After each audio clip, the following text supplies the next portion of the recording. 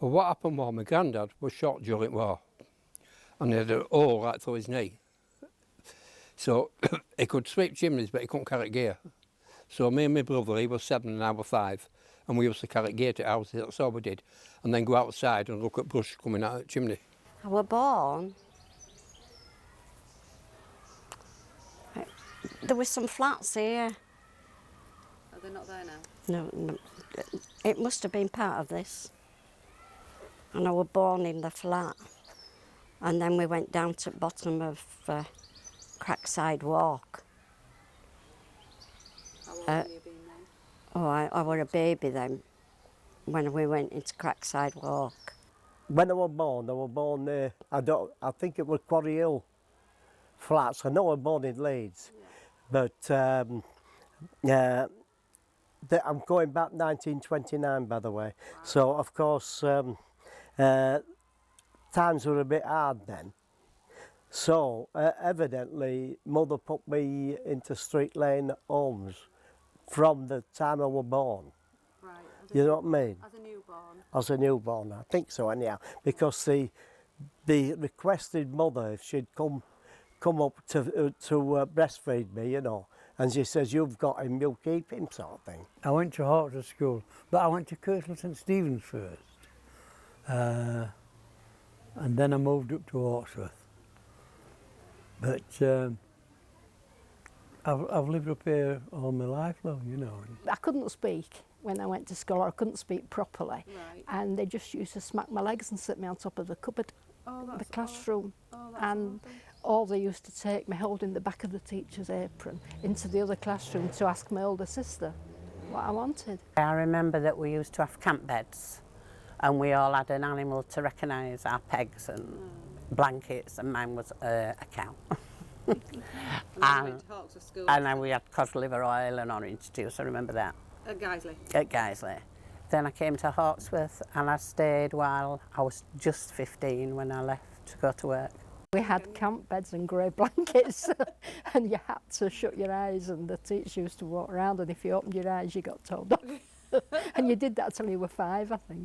Well, you went in the house and you put a carpet down or a rug or whatever, and then you had like a sheet with an hole in, and it was like children's trousers, and you used to put that in so you could put your brush through that hole so the muck didn't come back into the house.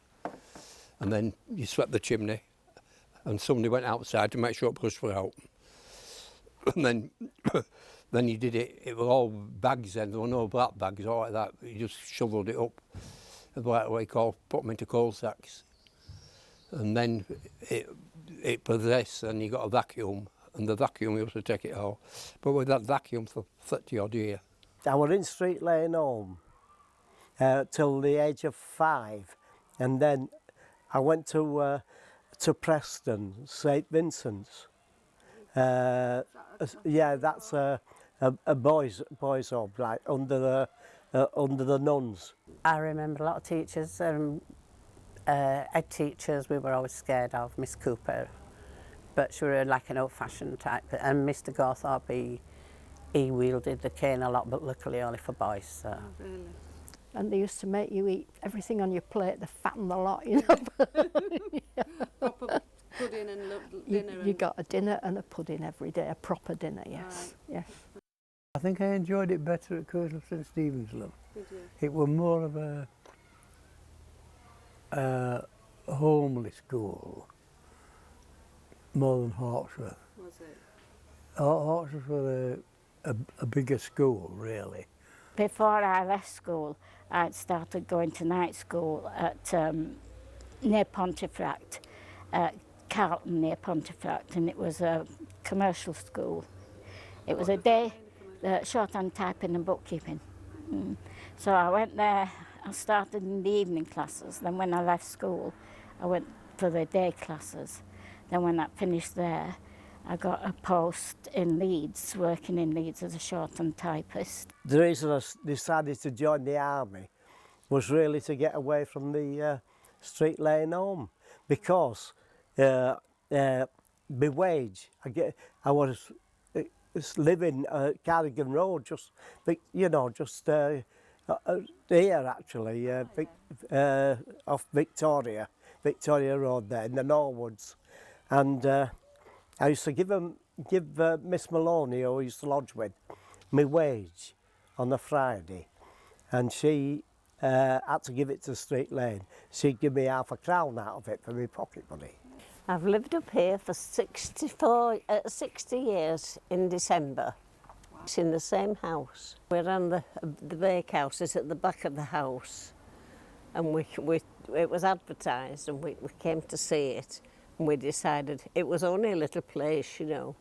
We decided we could have a go with it, but it wasn't a proper bakehouse, if you know. It had an oven in it and tables, but it wasn't not like a bakehouse is today. Right. It was hard work at first, to be quite honest, because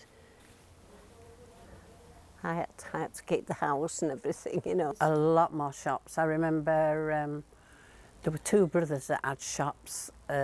One was more, well, they were both greengrocers and grocers, and they called them Lily. And where the Chinese was the thrift store. What, is that like a seller that sells all different kinds of things? Yeah, there were sort of a chain of them then, yeah, groceries. And there were quite a few butchers. Well, There was a- on the estate? Yeah, where the Co-op is now on the corner, there was a Co-op butcher's, and one next to where the taxi rank is, and then there was another further on top of Woodall Drive, there was a amazing, butcher's. There was a park near the club, and it was in a big quarry. Quarry? Yeah, it was a quarry, yeah. So where was the quarry? At where the football pitch is now. All right. And they filled that in, and I think that's why they can't really build on it, because it's full of gases and things like that. We used to do a lot of mental arithmetic, and we used to do a lot of reciting your tables. Right. And I can remember going to the high school and being the only people from Hawksworth. We'd never used a pen. We did everything in pencil, and everybody else was writing with ink, and we were still writing with pencils. The first job I worked at Boots Chemist in Briggate it was on the chemist counter, and we worked 6 days a week with half day on a Wednesday, 9 till 6 every day. Everyone did that? Yeah. Did it close on a Wednesday afternoon? It closed, yeah. And sometimes we had to go in and do a stock taking. When war started, we had Kirksall Forge bombed. Can you remember that?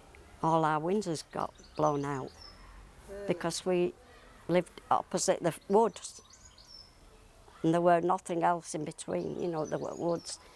And because there was an unexploded bomb in opposite, and because we couldn't go out, and then, you know, we were evacuated out. I were in fish shop, sirens went. And my dad was poorly, but he had to come running round to fetch me, you know, because he was a poorly man when my dad from First World War. I can't remember being frightened, but I didn't like going in shelter because it was too dark. I didn't like, but we had to sleep there while air raid were on. Is that near your house? It were in the garden. Everybody had one in the garden? Yeah, Anderson shelter. Then I'd just been made the works manager's typist, and I decided I'd go nursing. But at that time, you see, we were still being called up for the services. And I thought, oh, you could go nursing, or you could be called up. And I thought, well, I wanted to do nursing anyway. And so I applied for nursing at Dewsbury. So I joined the army at 17 and a half. We came back to England, and then we went over to Malaya, which was one, and I did 3.5 years there. When we were training, you were put on different wards for 3 months at a time, you know.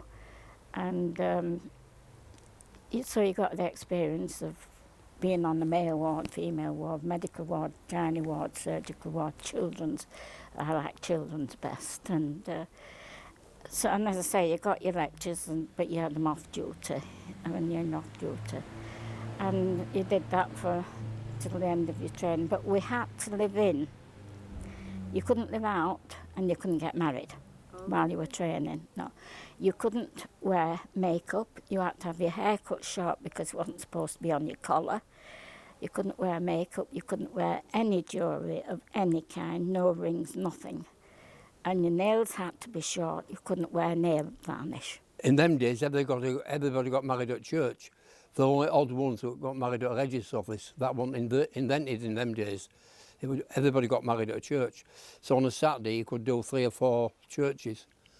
And so I bet you made as much money from the church as you did from Yeah, cleaning. made more actually, yeah. Last week I got 8 calls and I haven't advertised for years. It's just word of mouth. Oh, Eric used to sweep chimneys. Does he still do them? I'm still getting calls now. One Friday, one lad said to me, do you belong to the Kilbrides in Meanwood Road? So I said, well, I don't know, like, you know.